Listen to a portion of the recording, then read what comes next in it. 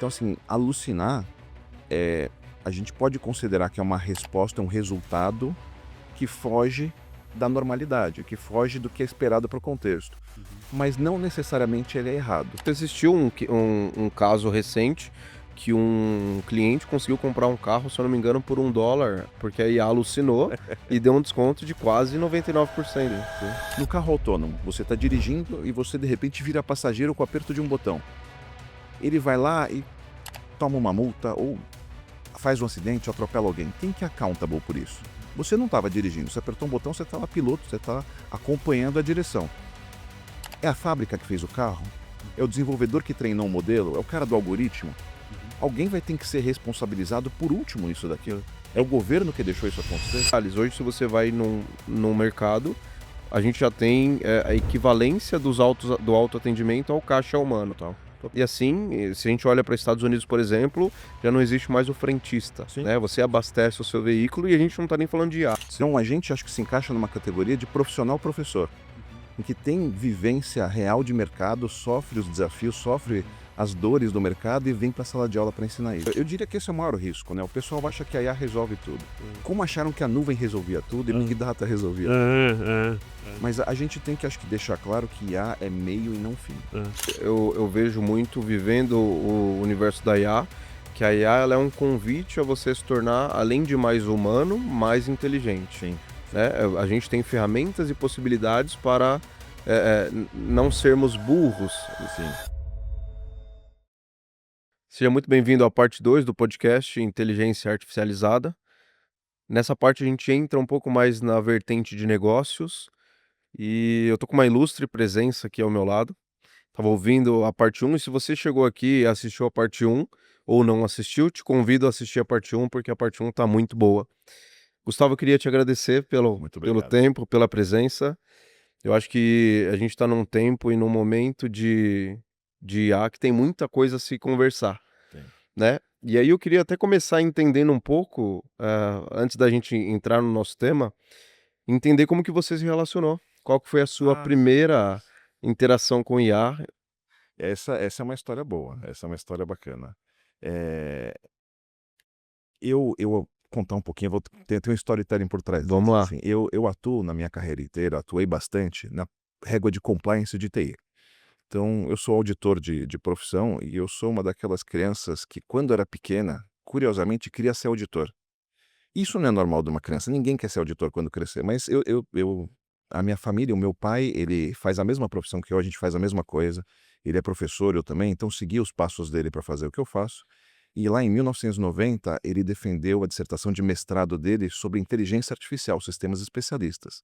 E eu era moleque na época ainda, mas eu lembro que eu comecei a aprender a programar cedo, então, com lá os meus 10, 11 anos, eu já sabia programar em Basic e ele me mostrou um pedaço do código que foi na dissertação dele, que era para fazer usava lógica nebulosa, usava lógica fuzzy, e lá eu vi a primeira vez ele falando de inteligência artificial, o que que era, pô, então já fazem algumas décadas que eu conheço isso aqui, então, pô, meu pai é um gênio, a gente faz isso junto até hoje, e de lá para cá, eu vivo a vida em tecnologia, já fui desenvolvedor, consultor, gerente de projeto, trabalho com compliance há bastante tempo, e nunca deixei isso de lado. Cheguei a estudar Lisp na faculdade ainda, então entender que existe alguma coisa, não tinha esse primor que tem hoje, mas tinha um conceito de que era um jeito do computador responder que não era determinístico. Isso para mim foi uma coisa que quebrava paradigma.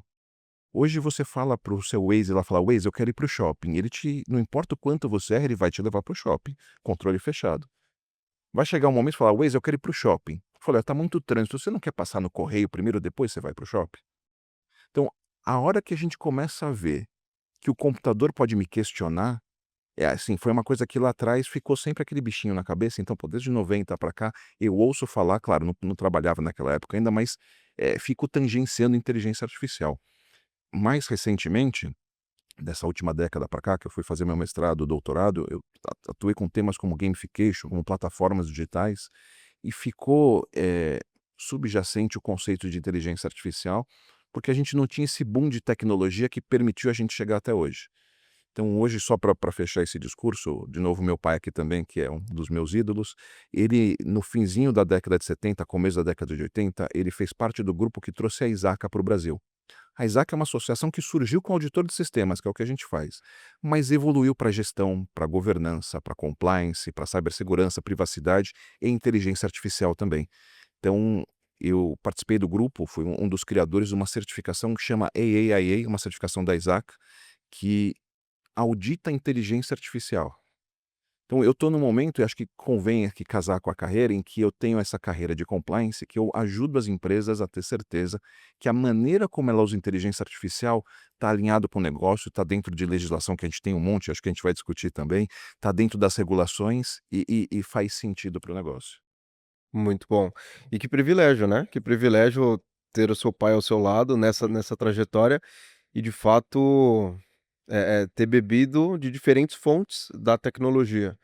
E é interessante porque muito se fala sobre IA hoje e o Sim, ponto que você traz ele é disruptivo, sim, né, sim. principalmente para quem está vivendo esse hype da IA, Sim, sim, sim, que não é só IA, né, a IA é o que a gente estava conversando um pouquinho nos bastidores, sim. ela é o meio para, né, ela não é o processo como um todo. Eu acho que isso daí é um problema de toda a tecnologia maravilhosa que surge assim, Uhum, o pessoal vira devoto, uhum, passa: "Ah, isso daqui é a minha missão da vida, isso vai resolver todos os problemas". uhum. Eh, de novo, lá eu fiz um mestrado em gamification, falou assim: "Não, tudo tem que ser gamificado", a gente passou por essa onda já. Falei: "Não gente, isso aqui é um meio para você ajudar você a atingir o objetivo". E eu acredito que sim, a IA é meio para um fim também. Tem gente que inverte isso daqui e vão ter poucos casos de sucesso só para mostrar que a nossa regra está errada e faz parte, mas na média, eu acredito que a IA ela é muito mais um auxílio para você fazer mais, fazer melhor, fazer mais rápido, fazer mais barato, mais preciso, mas ela vai ajudar. Se ela te substituir, alguma coisa está acontecendo. Total. Que é um pouco do que o Marcelo comentou, né, a ideia hoje eu vejo muito vivendo o universo da IA, que a IA ela é um convite a você se tornar, além de mais humano, mais inteligente, Sim, sim, né. A gente tem ferramentas e possibilidades para, não sermos burros. sim. Eu acho que tem, e corporativamente mais que nunca, né. Uhum, Um exemplo de um cliente que a gente estava atendendo lá, ele tem uma linha de produção, ele produz, barra de trilho de carro, trilho de banco de carro. Pô, é um dos processos produtivos mais hard que tem, então é você prensar e dobrar metal frio ali, né. Eh e o pessoal de engenharia de produção já conhece isso muito bem, mas ele falou: "Eu estou com um problema um pouco alto de refúgio nessa linha, estou com muita falha, eu tenho 16 sapatas, cada sapata que tem 32 configurações diferentes, e às vezes a barra sai um pouquinho torcida, sai um pouquinho ali, eu tenho muitas variáveis e o meu sistema aqui não está sendo determinístico. Se eu aplicar o mesmo ajuste, o resultado não está saindo preciso, porque você tem variável que você não controla". Falou: "Eu quero usar inteligência artificial para fazer isso aqui resolver". Ele tinha lá o torneiro dele, o cara que operava a máquina, que era muito bom, mas chega uma hora que o cara não consegue dar conta. Então a gente está nesse momento de usar a inteligência artificial para ajudar a gente a fazer isso daqui. Só que tem empresa que ainda acha que é mágica. Eu vou te dizer que às vezes encanta bem, enfeita bem, engana bem. é o que a gente tem visto no mercado com as empresas que estão vivendo o hype da IA, elas vendem muita Sim, mágica, muita sim. facilidade, muita maravilha maravilha Maravilhidade, vamos enrolar a palavra. maravilhidade, Maravilhidade. travou, mas é exatamente isso, e nem sempre esse é o caminho correto, né. É, é. E aí, eu queria até aproveitar o gancho e te perguntar, no seu ponto de vista, dentro de tudo isso que você tem vivido nesses anos de carreira, você acredita que as empresas brasileiras, elas estão prontas para adotarem IA, ou ainda existe muita conversa e pouca prática no dia a dia corporativo? Olha, o prontas, eu acho que assim, pronto ou não, vai passar o rolo compressor. Uhum, Não puxando a brasa para sardinha, mas vocês fazem um trabalho bacana que não é só de entregar IA. Vocês entregam uma análise de negócio combinada e eu acho que isso faz a diferença. Vai ter o cara que vai vender o agente? Vai ter o cara que vai falar: "Não, baixa aqui esse agente e instala que vai resolver seus problemas". Vai ter gente que vai fazer isso, vai ter muita gente que vai ganhar dinheiro fazendo isso, mas vai ter muita gente que comprou isso e vai perder dinheiro e o pessoal vai falar que a IA não funciona. Então, assim, tem que aprender IA. Eu acho que todos os níveis da empresa vão usar isso daqui na vida pessoal, no dia a dia, e vão levar isso para dentro da empresa. Então, eu comentei com o Marcelo que esta onda da tecnologia que era pessoal passar a ser corporativa é inevitável. Hoje você achar que o seu atendente, que o seu desenvolvedor, que o sua área de vendas não usa a IA dele, é difícil. A gente tem um conceito dentro de gestão de TI, de Shadow IT, que é a TI das sombras, né, e o pessoal Uhum, já inventou o Shadow AI, que é o uso da IA não sancionada. uhum. Então, como que você está usando o GPT e colocando esse contrato, essa proposta, esse dado confidencial lá dentro para ele te ajudar a escrever melhor? Isso já acontece, isso vai acontecer, e aí eu acho que cabe a um bom líder, cabe a um bom executivo enxergar oportunidade nisso. Eu com o chapéu de governança aqui, eu falo: "Pô, tem muita gente falando: "Não, Shadow IT, Shadow AI tem que ser exterminado, porque isso aqui é risco, é vazamento", mas ninguém pensa no negócio, ninguém pensa no benefício que traz, ninguém pensa que isso é o resultado de uma dor que o negócio tem. Falou: "Isso aqui está me doendo tanto que se eu não fizer agora eu vou quebrar. E a TI não está me dando a entrega no tempo que eu preciso". Tem uma urgência, é claro, de ninguém planejar direito, tem que reagir ao que está acontecendo no mercado, mas eu acredito que sim, as empresas vão ter que abraçar talvez essas iniciativas, de shadow que estão acontecendo e talvez transformar isso no corporativo, transformar isso numa coisa mais legítima dentro do negócio.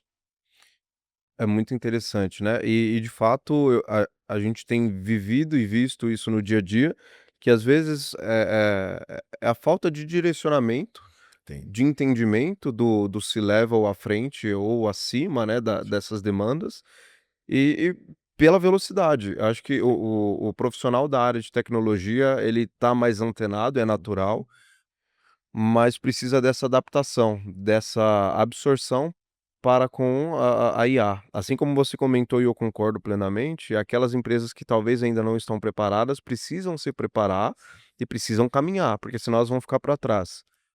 Você, assim como eu, está na linha de frente do que está acontecendo, a gente entrega IA no dia a dia.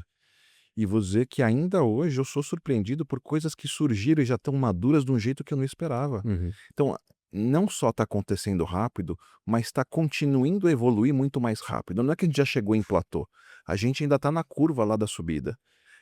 Então, mesmo você que já está usando o IA no dia a dia, você sabe que o seu cliente que você já implementou, você tem que atualizar aqui 2, 3 meses, mudou a forma, mudou a técnica, mudou a ferramenta, está muito mais assertivo. Então, tem muita coisa nova acontecendo todo dia ainda. A gente tem que aprender bastante todo dia. Eu vou dizer que cansa, tem gente que não dá conta, não aguenta e vai para baixo. Mas eu acho que, tem muitas empresas que já perceberam isso, essas vão com certeza sair na frente, que já estão pelo menos fazendo um diagnóstico para saber se existe alguma solução de IA que vale a pena neste momento ela investir, que vai fazer diferença no curto, médio e longo prazo para ela. Então as empresas que já estão pelo menos pensando, olha, em diagnóstico disso, já estão um passo à frente. Exatamente.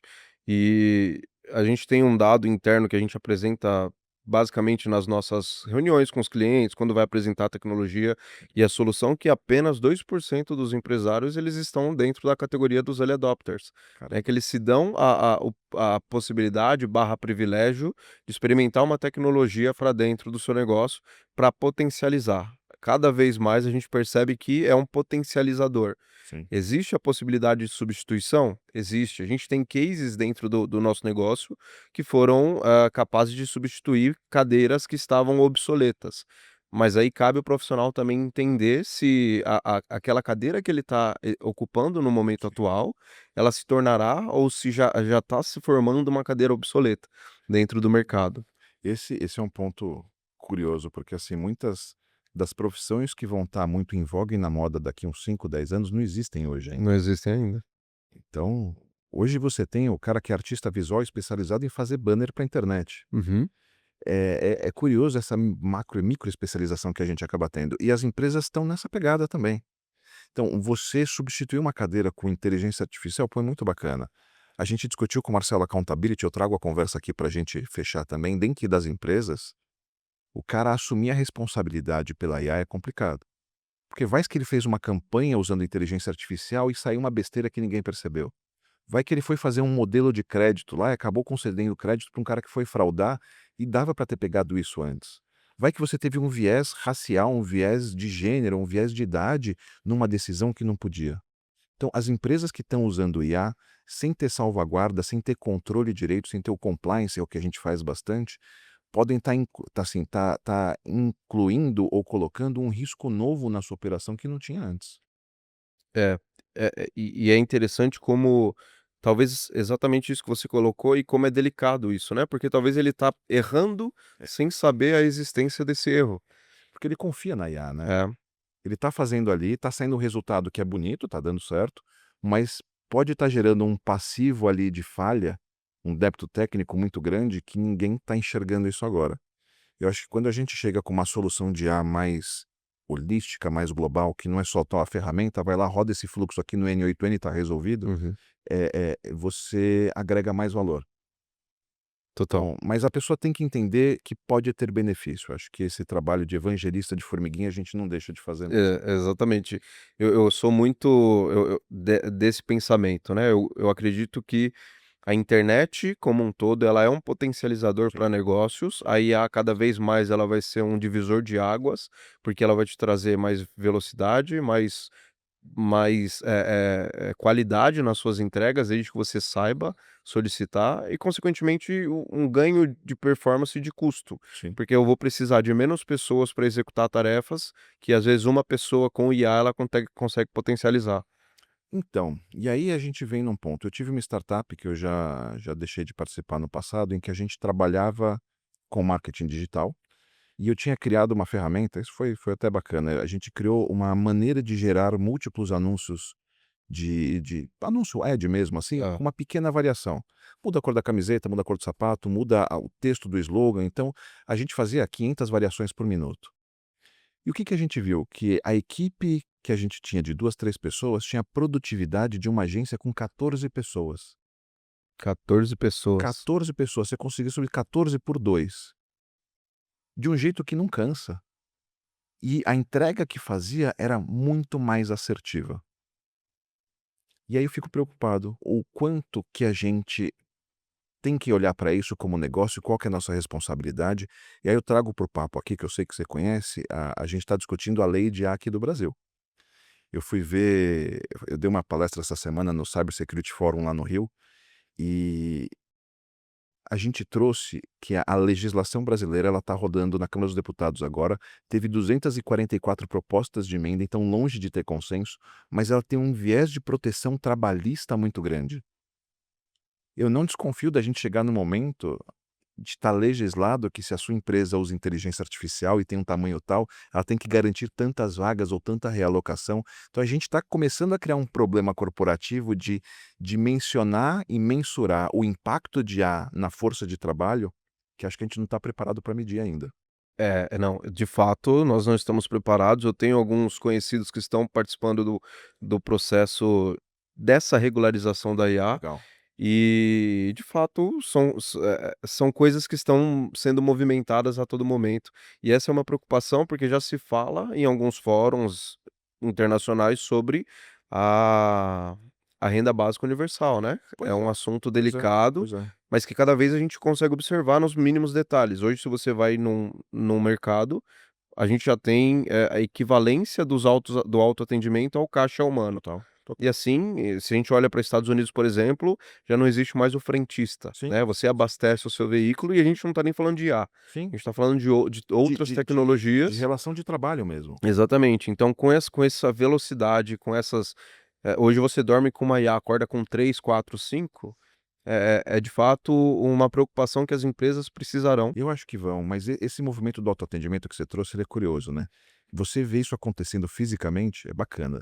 Então o primeiro passo foi assim: "Vamos tirar o caixa", e você passa os seus itens, escaneia, põe lá, ele pesa para você, ele fala você tira o item, não colocou item, e aí você começa a trazer isso aqui para uma digitalização maior. Uhum. A Amazon já fez os pilotos lá nos Estados Unidos, tinha um bando de gente lá com machine learning, com computer vision, que você não tinha nem caixa, você colocava na sacola e saía e já era automaticamente cobrado.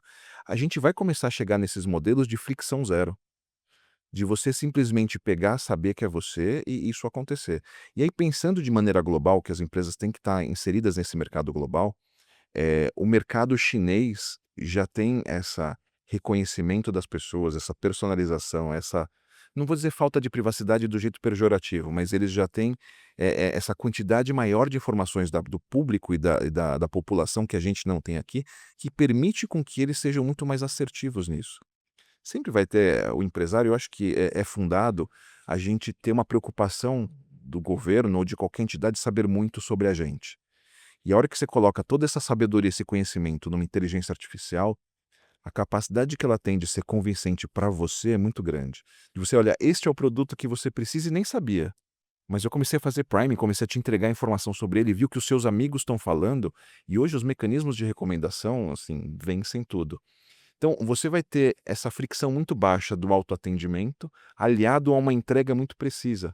Hoje eu vou no mercado com o meu aplicativo aqui de desconto, de fidelidade, ele dá desconto naquilo que eu compro, porque ele sabe que eu vou comprar aquilo lá de novo, ele sabe que se ele continuar dando desconto eu vou continuar comprando, e ele consegue talvez ajustar a margem dele para que o mix dos produtos que ele faz isso seja mais benéfico para ele, não necessariamente para mim. Então, as empresas, claro, têm uma consciência, acho que de mercado e de economia de ajudar o cliente, porque precisa, mas elas estão começando cada vez mais a maximizar o seu retorno Hum. e a gente acaba tendo como cliente mais trabalho no fim das contas, né. Mas você faz isso de um jeito que não fica pesado. É uma das maneiras que a gente vai se adaptando, né. E você comentou sobre a startup que você teve, e o dado ele é de fato assustador É. e interessante, né, pelo potencial.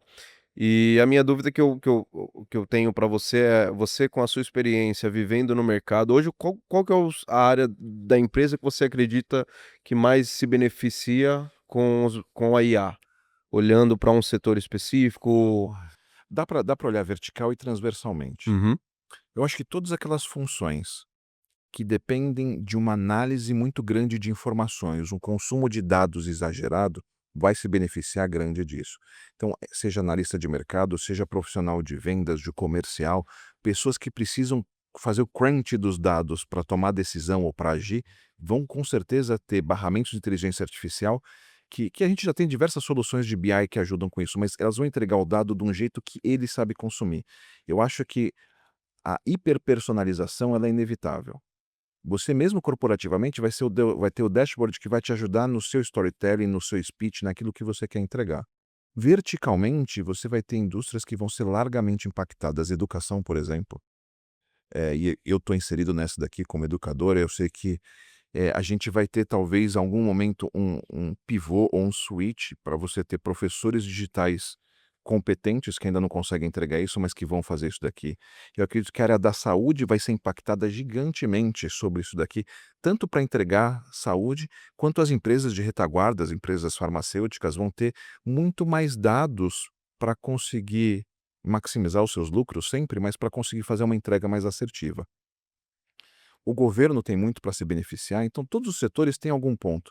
Eu acho que um ponto interessante da gente ver o que vai ser mais impactado, a legislação europeia, ela separou 8 segmentos que eles consideraram de alto risco, que se você desenvolver uma solução de inteligência artificial para trabalhar no mercado de trabalho, por exemplo, que vai fazer contratação, vai fazer progressão, vai fazer demissão de pessoas, é alto risco. Então, todos esses setores de alto risco, eu acho que eles têm um potencial muito grande para gerar resultado, a ponto do governo precisar legislar e falar: "Eu preciso olhar o que vocês estão fazendo aqui, porque senão vocês vão manipular as massas de um jeito que eu não acho saudável".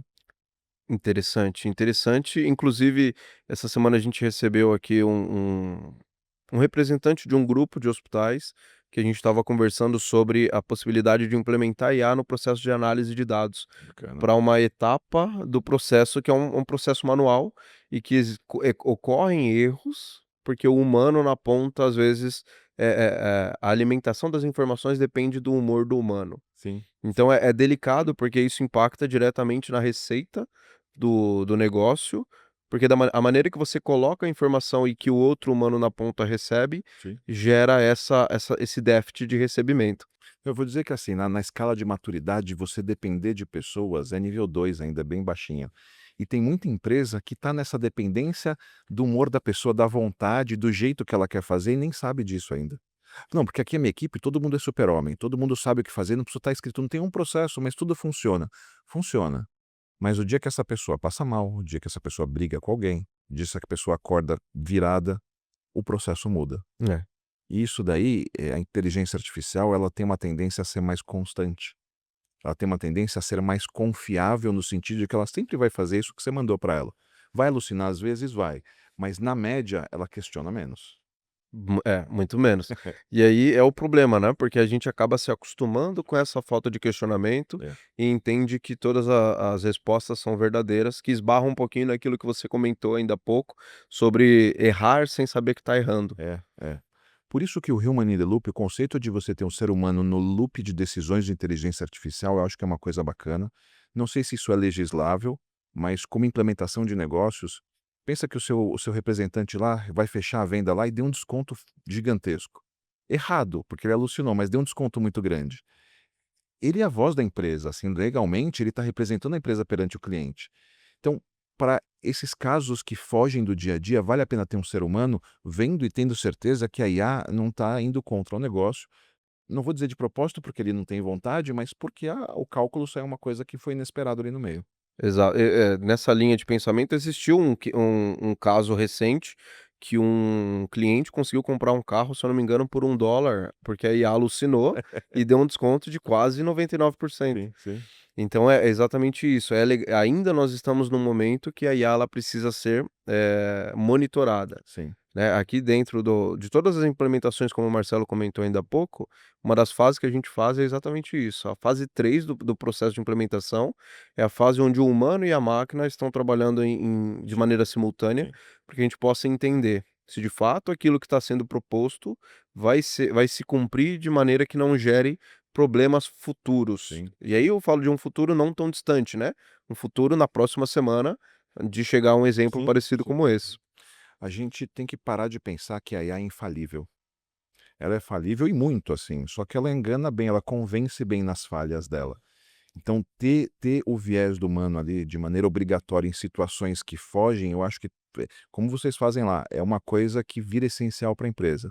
Esse que vendeu por $1, eles podiam até ter cancelado a venda, dava para brigar judicialmente, iam até ganhar. Mas só o que trouxe de informação, tem muita gente que tentou comprar o carro e acabou comprando um carro mais caro porque tentou ganhar $1 lá e não conseguiu. Então, não sei o quanto que isso também já foi um instante de vendas comercial que deu certo lá. Mas é um problema. Se você começa a ter um suporte técnico, imagina que ele pode xingar alguém. Por quê? Porque ele alucinou. Uhum. Então, você precisa de algumas salvaguardas implementadas para bloquear isso daqui. Com certeza. E olhando para risco, né, aproveitando que a gente está falando um pouquinho sobre, você acredita que existe hoje, uma subvalorização dos riscos que a IA tem trazido para os negócios? Ou talvez, é tão ainda subjetivo na cabeça do empresário que ele não consegue observar que isso pode gerar riscos para os negócios? Eu acho que e dá para quebrar essa resposta aqui em alguns níveis, assim. Primeiro é o risco de ter ou não ter inteligência artificial na empresa. Uhum. Eh, Tem o pessoal que falou que tem os early adopters, tem os late adopters, tem o pessoal que vai com o fluxo. E tem o pessoal que é totalmente avesso a risco. Então vão ter empresas que não vão ser inteligência artificial, vão ser as empresas que usaram a internet por último, que usaram o e-mail por último, que ainda não usam a assinatura digital. Então tem as empresas que são refratárias a isso e alguns segmentos de mercado vai caber essas empresas. Mas o que me preocupa não é nem o early adopter. Se o cara é early adopter e sabe disso, ele normalmente ele tem um apetite a risco grande, ele sabe que ele não põe todos os ovos na mesma cesta, ele erra às vezes muito, mas quando ele acerta grande. O meio do caminho, que é o grosso do que a gente atende no dia a dia, é que me preocupa. Um uma over-reliance, assim, uma super confiança na inteligência artificial talvez seja o maior risco que as empresas vão correr. É você deixar ela solta e achar que ela está fazendo o que precisa. Ela vai acertar bastante, mas às vezes ela vai gerar aquele passivo de decisões erradas que eu não estou sabendo. Então, tem camadas e eu acho que a gente consegue customizar as ofertas e entregas para cada tipo de risco. Enquanto você deixar a decisão sobre o risco na mão do empresário, eu acho que a gente está correndo bem. O que não pode acontecer é você, sem querer delegar esse risco e não saber que delegou. É você deixar para o seu desenvolvedor escolher qual ferramenta, qual IDE, qual modelo de IA que ele vai usar, se ele é privado, se ele é público, se ele é compartilhado. Se você fazer com que essa decisão não fique clara, é como eu comentei com você, a gente está desenvolvendo as políticas de IA para essa empresa de conteúdo infantil global. E são três políticas distintas, uma para inovação, uma para office, para back office e uma para desenvolvimento. Todas elas falam que todo mundo pode usar IA, desde que comunique e seja autorizado. Então a gente vai gerar no comecinho um gargalo para a área de compliance dele, que é muito competente, avaliar e falar: "Ó, pode, não pode, pode, não pode". Hoje eles usam principalmente Google e Gemini lá dentro. Então isso já está meio que pré-autorizado. Poxa, mas o cara está com o cursor, saiu o GPT-5. Posso usar GPT-5? Pô, falaram que o Claude, eu uso o Claude porque é melhor. Então, você já tem pessoas com preferências por modelos. E a empresa tem que reconhecer isso. Eu acho que barrar totalmente vai ser difícil. A gente tem um caso público da Samsung que teve código que foi usado para treinamento de maneira indevida, e aí colocaram um bloqueio, ninguém pode usar IA aqui dentro, que faz que baixa a competitividade. Mas eu acho que esse risco ele é inerente a usar a inteligência artificial, como é inerente à tecnologia, mas eu acho que ele ainda é crescente. Porque essa evolução que a gente falou, você não sabe, pô, mas no dia para o outro, o seu agente teve o modelo atualizado e você não percebeu. E ele vai fazer coisas diferentes que ele não fazia e a gente não está preparado para isso. Eu atualizei recentemente um modelo, estava desenvolvendo código lá, e do nada ele começou a documentar em arquivos separados tudo que ele estava fazendo. Eu nunca fez isso até hoje. Falou: "É isso que eu vou fazer e vou criar documentação aqui, aqui, aqui, aqui". Eu falei: "Mas da onde surgiu isso daqui? Você mudou, você acordou diferente. GPT, você está diferente hoje, está mudado, o que que aconteceu?". Então, a gente é usuário final disso. Você sabe, você lê nota de update, você dê update release lá, mas a hora que isso cai numa estrutura produtiva, muda o negócio. Então, esses riscos de manter a IA atualizada, eh, eu acho que fazem parte, e ter uma boa gestão de risco faz, na minha visão, o negócio ter muito mais sucesso. Muito bom e preocupante, né, porque você está falando do olhar tecnológico de uma pessoa com anos de experiência em tecnologia. E aí, enquanto você, trazia o seu ponto de vista, me remeteu essas eu uso muito o Claude, eu gosto muito da resposta que ele me traz. Educado. É, não, é incrível. E eu instalei ele no meu desktop e agora estou testando os MCPs. Ótimo. E aí eu observei essa semana que começaram a criar várias pastas dentro do meu computador que eu: "Opa, que é isso aqui?". Então você começa a ver também que você precisa ter esse cuidado, né, de fato entender primeiro qual que é a origem Sim, sim. daquela tecnologia. Hoje a gente tem se popularizado muito entre os entusiastas de IA, GitHub, né, Sim, os códigos, os open sources e tudo isso, só que se você não entende o que está por trás daquele código, às vezes pode ser algo prejudicial para o seu negócio. esse você trouxe um caso interessante, você falou de GitHub, eu vi ontem uma estatística de que o Stack Exchange, Uhum. que é a base de treinamento global de código que todas as IAs usam, que são dúvidas e respostas de código públicas, do último ano com o GPT-3 ou 4 sendo lançado, a contribuição lá caiu em 70%. Caramba. Se caiu em 70%, a gente está terminando, está acabando, está esgotando a quantidade de novos códigos para treinar. E aí você fala: "Puxa, eu não estou gerando conhecimento humano novo mais para colocar na máquina". Tem toda aquela onda que a gente pode entrar aqui também, do dado sintético. O dado sintético é um dado que a máquina criou inspirado num dado real, mas nunca existiu de verdade, ninguém garante que aquilo é real. A hora que você começa a treinar com dado sintético atrás de dado sintético, você está começando a criar assim: "Olha, eu vou descrever para você o que é uma vaca e você vai desenhar". Eu vi uma vaca de verdade e disse para você. E aí ele falou: "Agora você vai pegar esse desenho que ele fez com base na descrição e vai passar para outro, que vai passar para outro, que vai passar para outro". Daqui a pouco o modelo vai falar: "O modelo que viu um código de verdade nem existe mais". Pô, você sabe o que é uma vaca? Eu não sei o que é uma vaca. Eu sei que é mais ou menos uma coisa redonda ali, esférica, que tem 4 patas, leite e faz mu. Mas desenha para mim, sai uma coisa diversa. Com código, com IA, eu acho que a gente vai correr um pouco disso. Mas só para não perder o gancho, você falou de MCP. E isso é uma coisa que mudou o mercado e muda negócio, muda empresa. Você consegue trazer uma skill nova, me lembra muito Matrix, que o cara plugava lá e falava: "Agora eu sei Kung Fu". O modelo tá simples. "Agora eu sei assinar digitalmente. Agora eu sei consultar imposto de renda. Agora eu sei fazer uma transação contábil de nota fiscal", só plugando alguma coisinha. Existe um risco grande desses plugins evoluírem e aí tudo vira, como toda lojinha virtual, tudo isso aqui vira um vetor. Tudo isso aqui vira uma grande vulnerabilidade de você colocar um modelo que emite nota fiscal, mas vai lá e emite um boleto contra você e paga para o outro. Então, a gente quer o benefício, mas tem o risco que anda junto. Exatamente. O problema de entrar no entusiasmo é que a gente acaba considerando a facilidade, praticidade e esquece dos riscos atrelados, e isso de fato me assustou, porque eu comecei a ver, e aí eu fui apagando ali umas pastas e criavam-se novas, eu falei: "Caramba, Tô com vírus. da onde está vindo tudo isso?" E aí desinstalei. É. Mas se você não tem um conhecimento mínimo ou você não é um curioso para navegar por esses shadows, vamos chamar Sim, assim, sim, você acaba sim. não observando. E aí entra nesses riscos que você comentou. E aí quando a gente olha para a implementação, até olhando, né, fazendo as auditorias que vocês costumam fazer e olhando aqui pela nossa experiência, o que que você acredita que pode ser o erro mais comum ou um erro mais, Hum. prejudicial num processo de implementação de uma tecnologia, principalmente IA, mas por aquelas empresas que ainda não estão preparadas? Eu acho que a gente tem um erro de vazamento de dados, um erro não, né, você tem uma vulnerabilidade de vazamento de dados que é a base para a inteligência artificial muito grande. Vazamento é um ponto que é você ter o dado consumido por quem não é de direito, mas você também tem o erro do treinamento insuficiente ou enviesado e você desconhece. Então você acaba direcionando direções de uma maneira que você não está nem preparado para isso. E a gente pode fugir de modelos de linguagem, faz com modelos preditivos de crédito, modelos preditivos de doença. Eu tenho um colega que usa modelos de linguagem para interpretar pedidos médicos ou para interpretar resultados em que não tem o CID, ele precisa do código de doença. Então, ela falou: "Olha, ele está com uma assertividade de 60, 70% para acertar. Mas se você erra um código de doença, a interpretação fica totalmente diversa".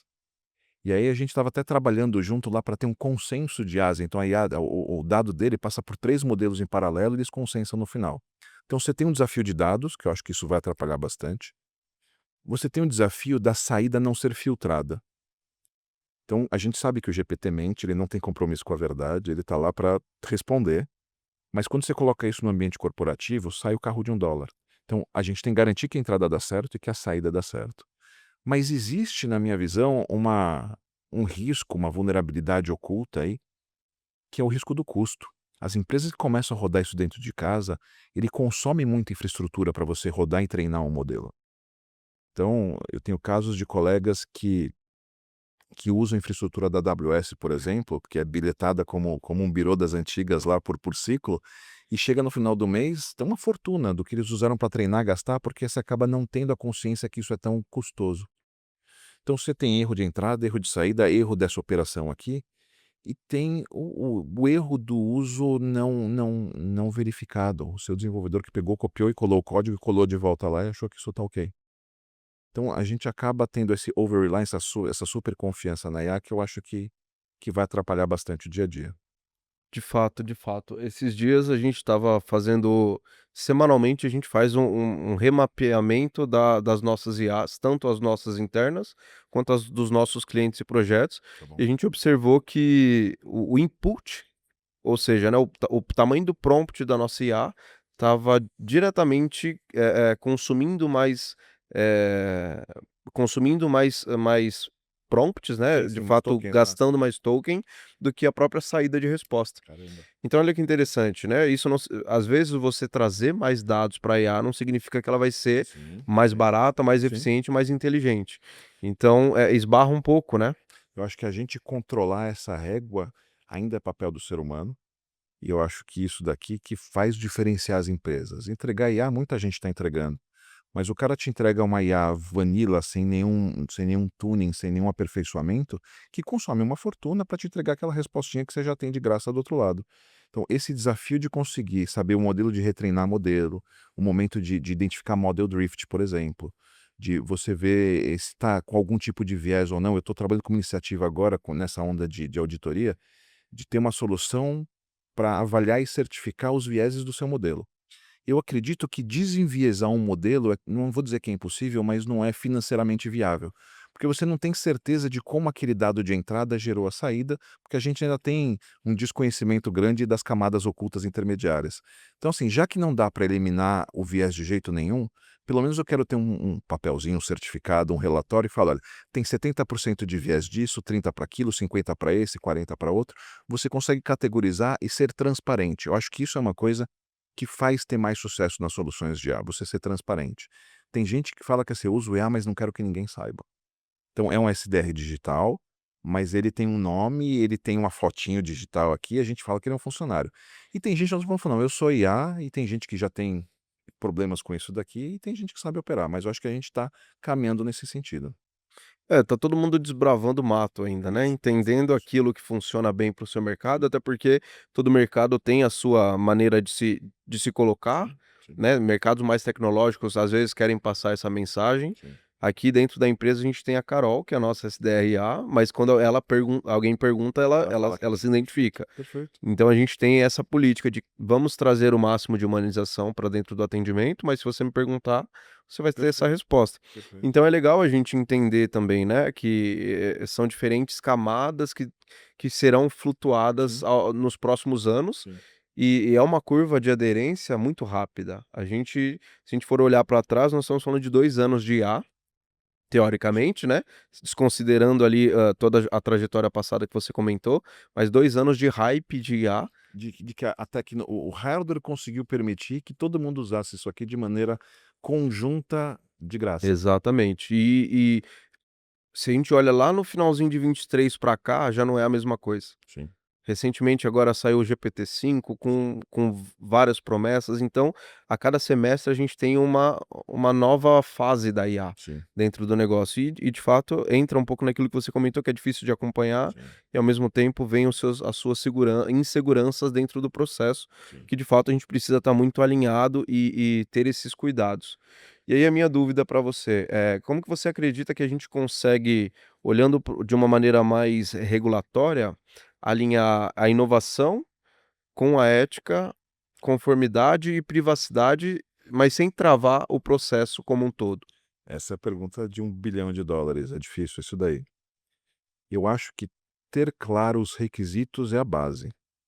A gente tem que saber o que que a gente quer regular, como a gente quer regular, por que que você quer regular, mas você trouxe ética para a jogada. Ética tem um aspecto cultural muito forte. A gente está legislando no Brasil, existe já a legislação, o EU AI Act, que é a legislação europeia de inteligência artificial, já está consolidada, hoje é o padrão de ouro. Eh, e cada um tem valores éticos distintos. Os Estados Unidos têm sua abordagem, tem um jeito americano de enxergar as coisas. Só que a gente consome os mesmos modelos, a gente usa as mesmas tecnologias, que não necessariamente estão atendendo e aderindo a essas regulações todas. Hoje, uma startup, quando nasce, ela já tem que nascer regulada por tudo isso. Ela já tem que nascer em compliance, porque senão ela já nasce com a multa lá e já quebra. Então, esse é um perigo e um problema que a gente vai ter. Eu acho que a gente, enquanto empresa, enquanto comunidade, eu, enquanto associação também, a gente tem que ter voz ativa nisso. Então, aqui no Brasil, a gente teve já no passado o referendo não, né? A consulta aberta para a inteligência artificial. Eu sei que o governo traz membros do profissionais da comunidade e das empresas para discutir isso aqui junto e tem que manter essa conversa acontecendo. No momento em que você vai usar inteligência artificial na sua empresa, vale a pena ter uma política, uma norma, uma nota de IA. A gente fala o fair use, né? Como que é o jeito correto de usar a IA aqui dentro. Se você combina o jogo antes, a gente vai para a máxima do ditado que o combinado não sai caro. Então vale a pena o empresário, e a empresa formalizar o que que ela espera e como ela quer que usa para não ter briga depois. Interessante. E eu acho que essa é a dificuldade, né, olhar com essa visão de futuro que ainda, de fato, eu acho que essa é a maior,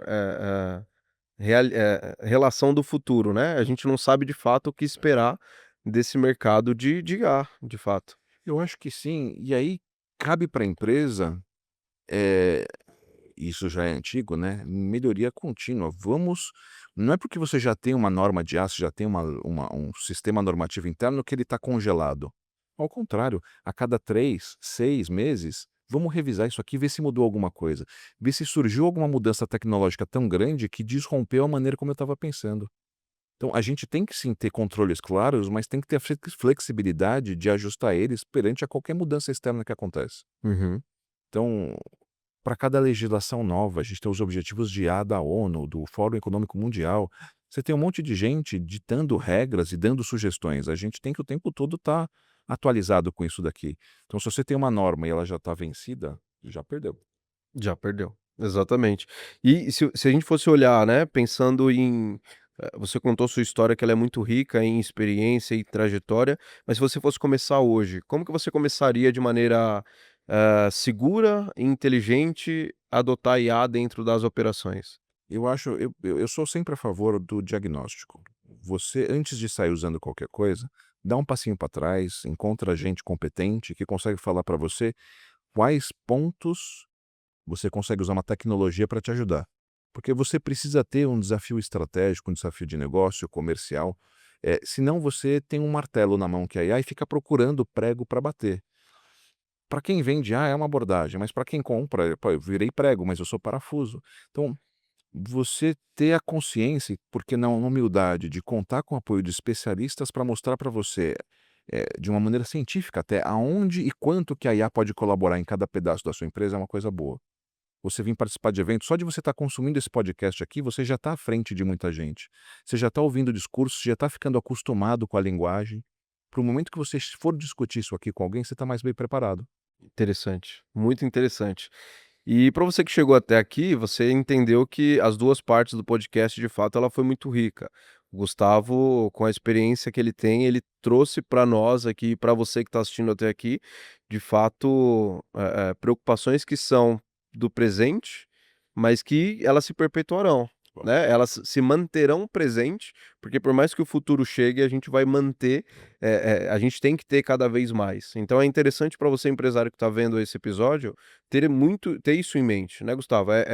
Não é só a IA pela IA, é, mas existem riscos atrelados que de fato podem comprometer o seu negócio, tudo aquilo que você construiu, e aí você se achando inovador, mas não olhando dentro das camadas ou entendendo se aquela empresa de fato, ela tem essa percepção e essa preocupação, se ela vai ser um acelerador ou vai ser um freio de fato exato. para o seu negócio. Eu digo que os riscos e as oportunidades compartilham a mesma incerteza, só que cada um aponta para um lado diferente. Uhum, E às vezes eles trocam. uhum. Então, aquilo que hoje é um risco para você, pode ser uma oportunidade disfarçada. Então, você ter conhecimento do seu negócio e contar com especialistas que podem te ajudar a posicionar melhor, que seja um pedacinho de tecnologia, você já ganha muita coisa. Que te ajuda a entregar uma proposta melhor, que te ajuda a conciliar um lançamento contábil mais rápido, que te ajuda a aprovar uma despesa, mesmo que seja pequenininho, você já começa a trabalhar, já começa a discutir isso daqui, e não precisa começar mudando tudo. Começa pequeno e vai crescendo, mostra que dá para entregar valor e vai crescendo. Muito bom.